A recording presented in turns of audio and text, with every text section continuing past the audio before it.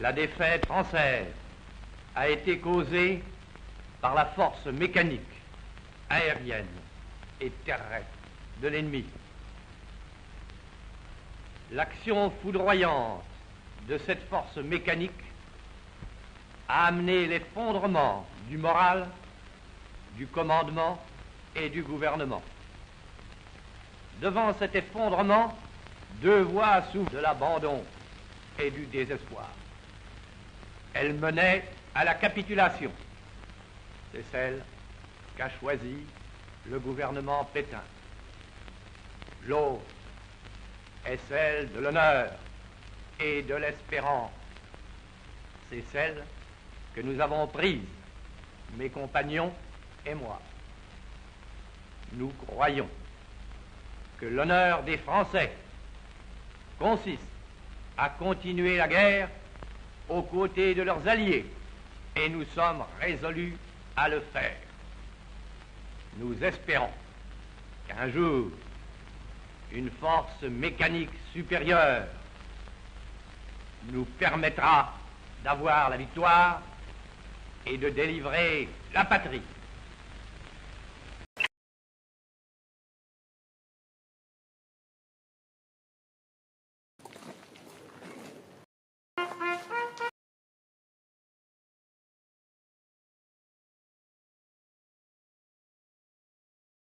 Lecture de l'appel du général de Gaulle par un élève du collège Bétance de Muret.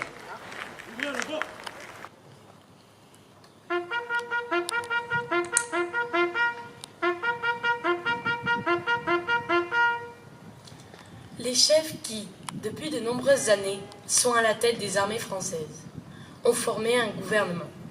Ce gouvernement, alléguant la défaite de nos armées, s'est mis en rapport avec l'ennemi pour cesser le combat. Certes, nous sommes submergés par la force mécanique, terrestre et aérienne de l'ennemi. Infiniment plus que leur nombre. Ce sont les chars, les avions. J'invite les officiers et les soldats français qui se trouvent en territoire britannique ou qui viendraient à s'y trouver, avec leurs armes ou sous leurs armes. J'invite les ingénieurs et les ouvriers mécaniques et les ouvriers spécialisés des industries d'armement qui se trouvent en territoire britannique ou qui viendraient à s'y trouver, à se mettre en rapport avec moi. Quoi qu'il arrive, la flamme de la résistance ne doit pas s'éteindre et ne s'éteindra pas. Demain, comme aujourd'hui, je parlerai à la radio de Londres.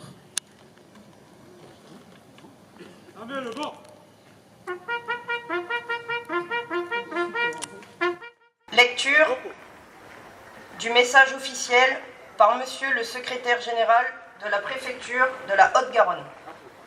Bien à vous.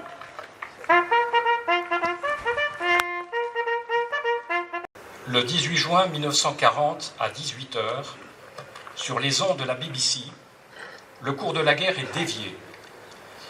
Dans l'éclat brisé d'un monde en déroute, au milieu des cendres d'un pays dépossédé de lui-même, une voix dicte l'histoire. Une voix ferme, solitaire, prophétique. Une voix qui constate l'échec et les blessures, qui convoque les serments anciens pour les victoires à venir. Une voix que la défaite n'a pas recouverte, parce qu'elle ne venait pas du seul vacarme des armes, mais d'un souffle plus ancien, celui de l'histoire en marche, de la conscience en éveil. Cette voix, c'était celle de Charles de Gaulle, un général inconnu, naufragé de la défaite, sans troupes, sans moyens, sans gloire encore. Charles, le prénom royal, français depuis toujours, devenu républicain pour l'éternité, à l'heure où la République pouvait mourir. Il dit : la France a perdu une bataille, mais la France n'a pas perdu la guerre. Il dit : la résignation comme la compromission nous sont étrangères. Il dit encore : rejoignez-moi. Dans ce refus, tenait un monde, celui que l'envahisseur n'a jamais pu soumettre, car il reposait sur des fondements invisibles. L'idée, la mémoire d'un grand et vieux pays, la fidélité nue à la République, à la patrie, à l'histoire. Une fidélité sans condition, sans contrepartie, sans même attente de gloire.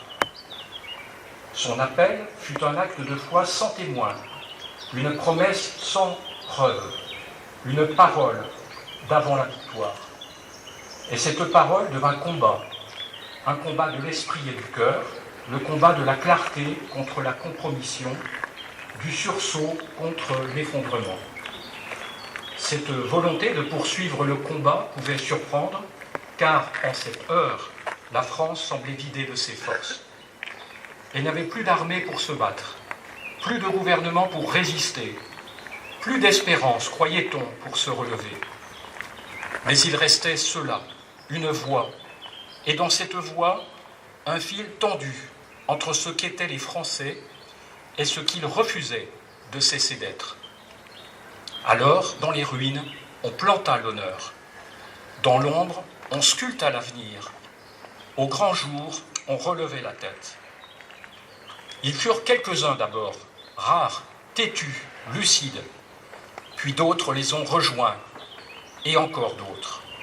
Puis une armée sans uniforme, un peuple sans tambour, une nation sans partage.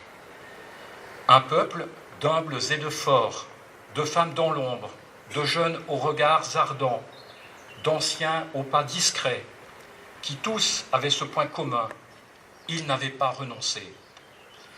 Et c'est ainsi que l'appel du 18 juin, lancé dans le silence, devint une onde, un souffle, une chaîne humaine reliée par des liens invisibles.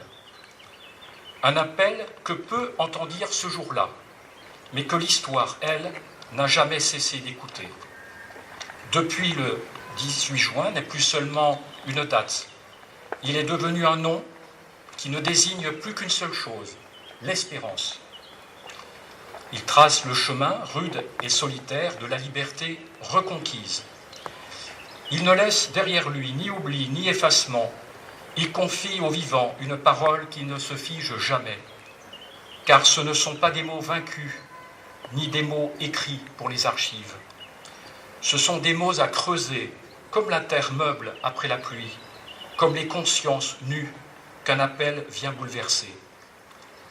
Aujourd'hui, nous honorons cette parole qui résonne en nous d'autant plus fortement et d'autant plus clairement que le cycle de commémoration des 80 ans des débarquements et de la libération nous a rappelé à quel point, dans l'appel du général de Gaulle, on pouvait déjà entendre l'écho de la reconstruction de la République, de sa démocratie et de son modèle social. Nous honorons les actes qu'elle a suscités, les mains tendues, les visages cachés, les vies offertes. Nous honorons le choix de l'honneur face à l'abdication, le choix du relèvement face à l'abandon, et ce choix nous engage encore. Il nous enseigne qu'il n'est pas de fidélité à demi-mot et que celle-ci ne serait rien sans transmission, qu'il ne s'agit pas seulement de se souvenir, mais de continuer, de porter avec gravité et avec foi cet héritage de clarté dans un monde parfois incertain. Vive la République, vive la France. Amis, entends-tu ces discours du pays qu'on enchaîne? Oh, les partisans, ouvriers, paysans, c'est l'alarme. Ce soir, l'ennemi connaîtra le prix du sang et des larmes. Montez de la mine, descendez des collines, camarades. Sortez de la paille, les fusils, la mitraille, les grenades. Dépôt de gerbes.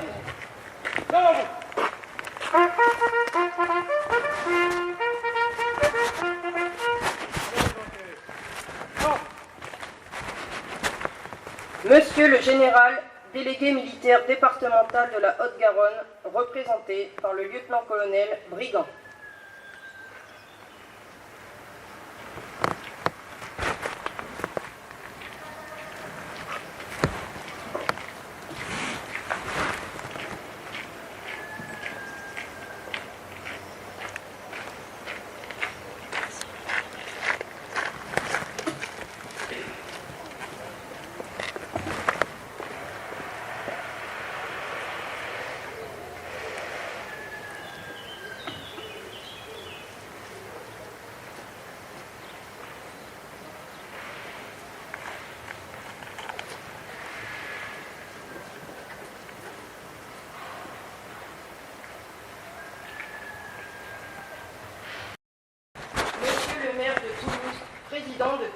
Métropole, représenté par M. Jean-Claude Dardelay, adjoint au maire, vice-président de Toulouse Métropole.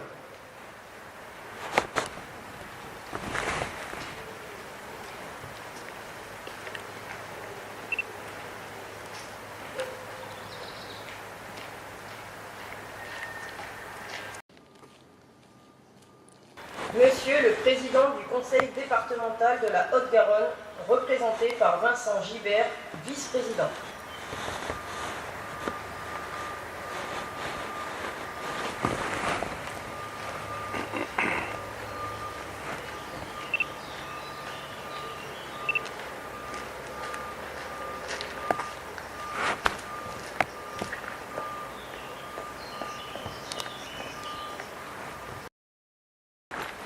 Moment.